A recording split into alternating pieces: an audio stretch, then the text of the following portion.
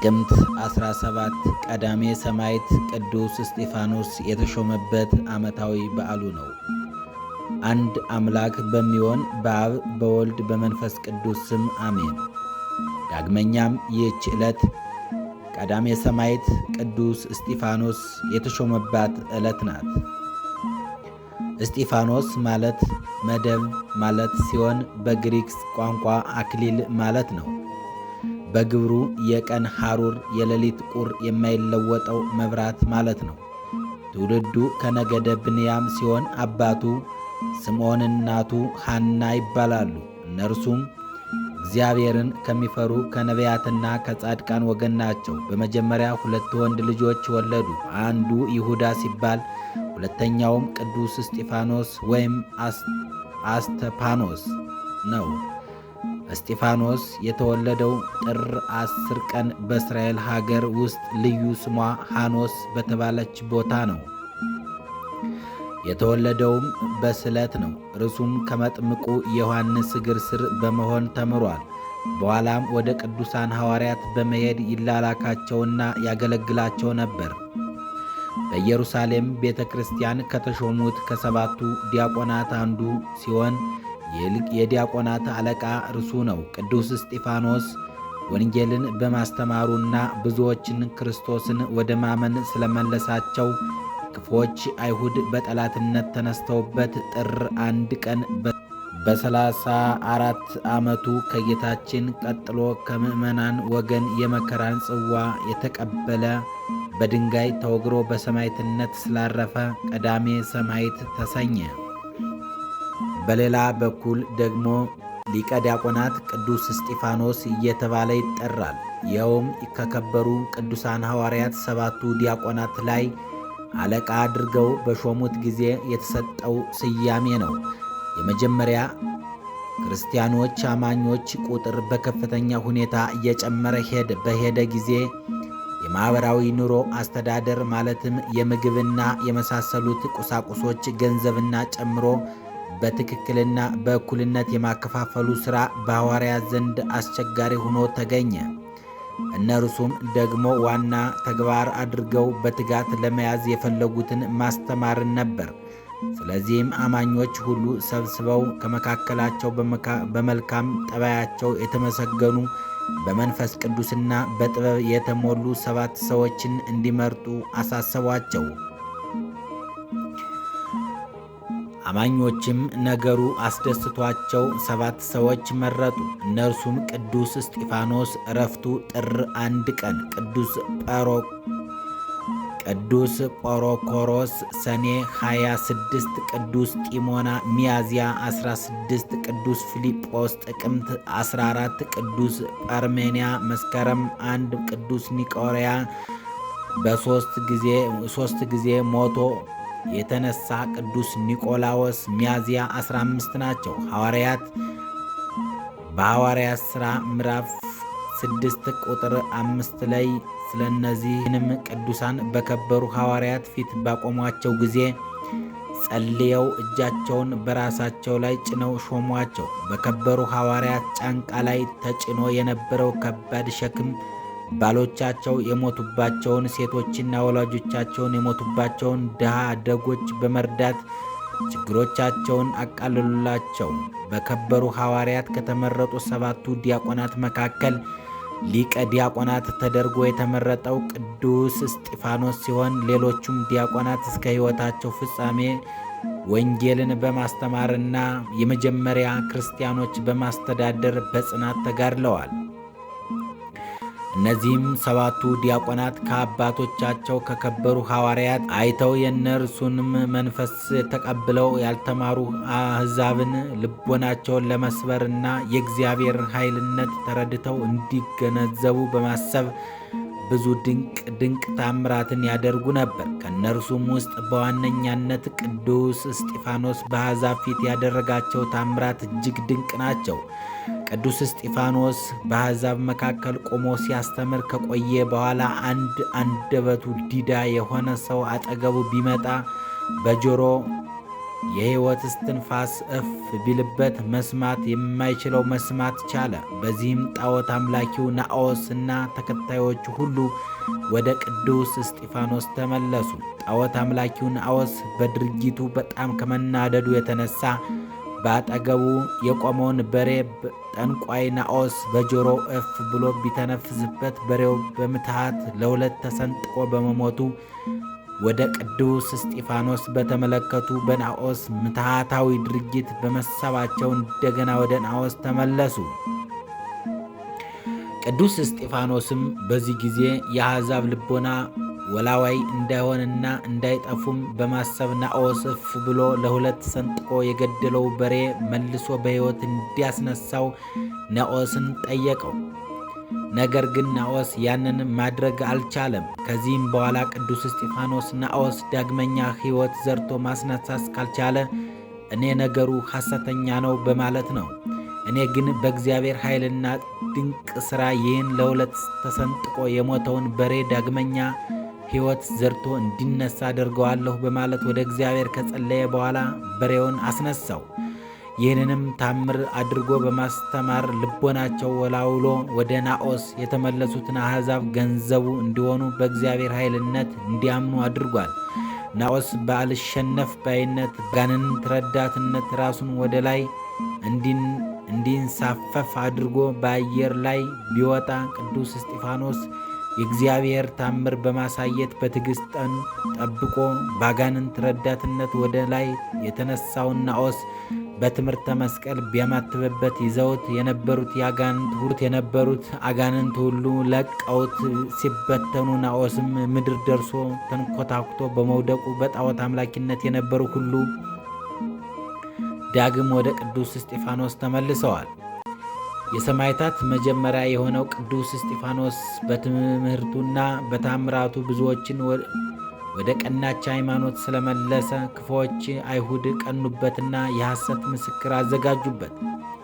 በእግዚአብሔርና በሙሴ ላይ የስድብን ቃል ሲናገር ሰምተነዋል ብለው በሐሰት ከከሰሱትና በሸንጓቸው አቆሙት። ቀዳሜ ሰማዕት ቅዱስ እስጢፋኖስም ከአብርሃም ጀምሮ እስከ ጌታችን ያለውን ሁሉንም እየጠቀሰ የሃይማኖትን ነገር አስተማራቸው።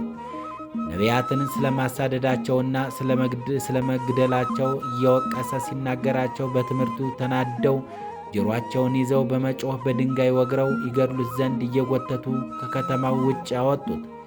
ቅዱስም በድንጋይ ወግረው ሲገድሉት ከጌታችን የተማረውን አባት ሆይ የሚያደርጉትን አያውቁምና ይህን ኃጢአት አትቁጠርባቸው እያለ ስለ ገዳዮቹ ምሕረትን ይለምን ነበር።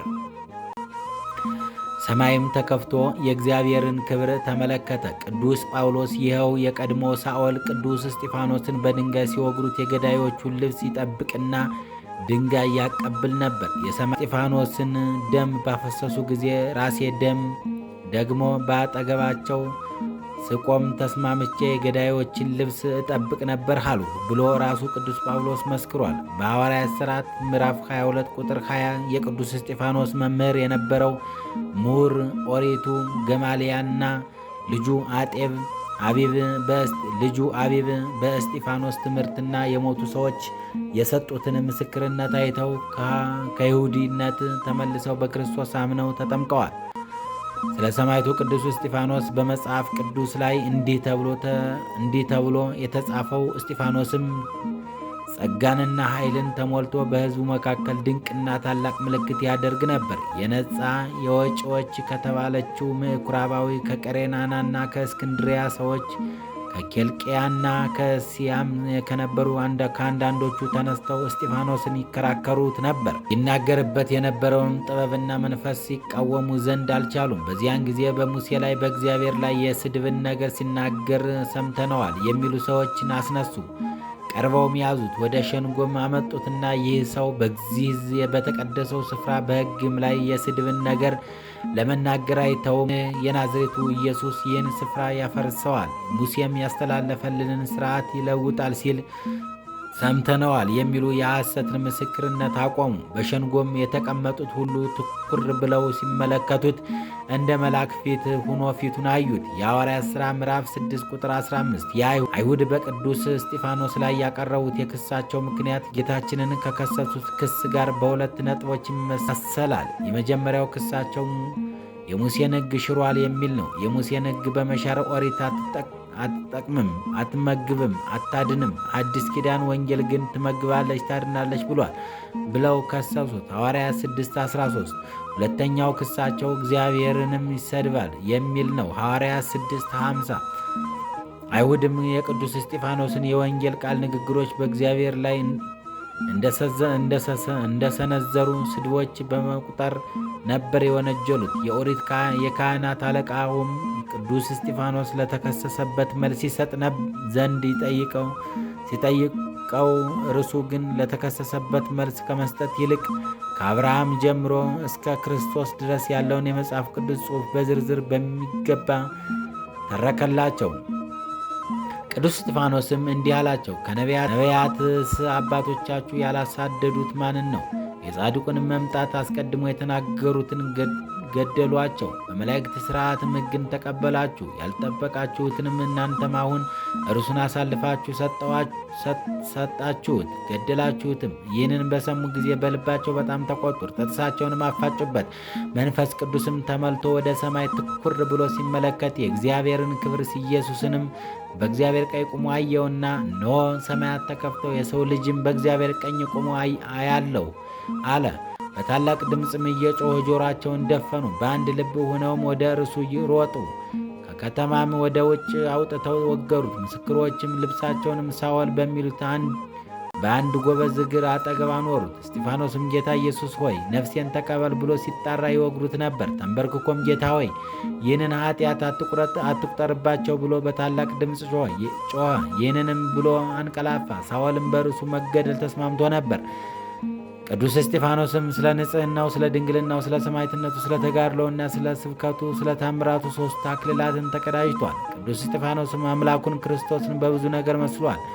በመጨረሻዋ የመሞታቸው ሰዓት ላይ እንኳን ሆኖ አምላኩን አብነት አድርጎ ተገኝቷል። ጌታን ነፍሴ ተቀበላት እንዳለ ሁሉ ቅዱስ እስጢፋኖስም አቤቱ ጌታዬ ነፍሴን ተቀበላት ብሏል። ጌታን አባት ሆይ የሚያደርጉትን አያውቁትምና ይቅር በላቸው እንዳለ እስጢፋኖስም ጌታ ሆይ ይህንን ኃጢአት አትቁጠርባቸው የሚያደርጉትን አያውቁምና በማለት ለገዳዮቹ ምሕረትን ለምኗል።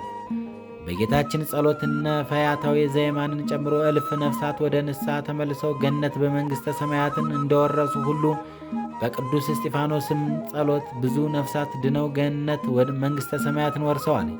የጌታ ቅዱስ መስቀል እልፍ ሙታንን ያስነሳ ድውያንን ይፈውስ እንደነበር ሁሉ የቅዱስ እስጢፋኖስም አጽም ሙታንን ያስነሳ ድውያንን ይፈውስ ነበር። ቅዱስ እስጢፋኖስም የተወገረበት ድንጋይ 7 አብያተ ክርስቲያናት ታንጸውበታል። የቅዱስ እስጢፋኖስም ልደቱና ዕረፍቱ ጥር 1 ቀን ነው። ምዕመናንም ሥጋውን ወስደው በክብር ቀበሩት። ጥቅምት 17 ቀን የተሾመበት ነው። መስከረም 15 ቀን ፍልሰተ ሥጋው ነው።